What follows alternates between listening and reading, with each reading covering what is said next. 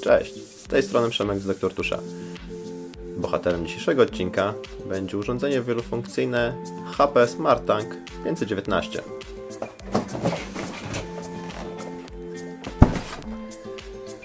Takie pudło.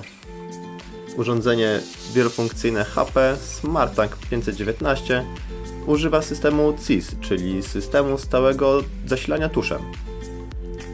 Idealnie znajdzie swoje miejsce w małej firmie bądź biurze, gdzie się trochę jednak drukuje. Sprawdźmy, co jest w środku.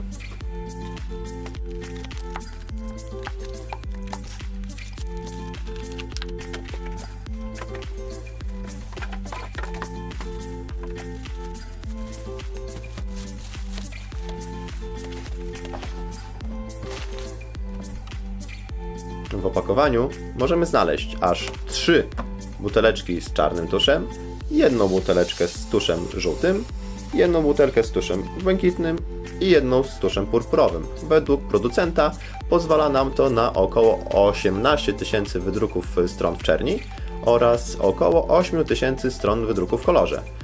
Zawarte w tym pudełku są również instrukcje obsługi, kabel zasilający oraz, co ciekawe, zawarte są również 2 głowice drukujące, wyglądające jak zwykłe kartridże z tuszem, co pozwala nam w wypadku awarii, czy też jakiejś usterki danej głowicy, po prostu ją wymienić. Tak? Jest to o wiele oszczędniejsza opcja niż porównując pozostałe drukarki z systemem CIS.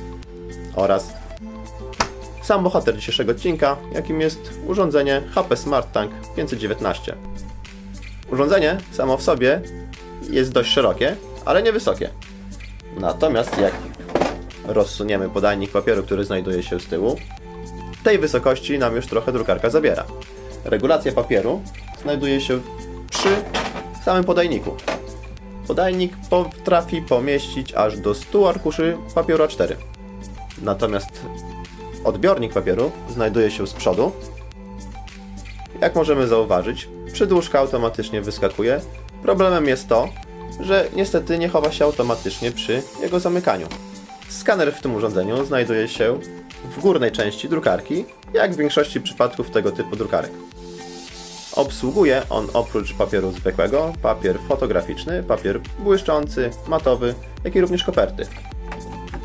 Małym nieco mankamentem w tym urządzeniu jest to, że posiada on tylko mały wyświetlacz LCD, pokazujący wyłącznie podstawowe opcje.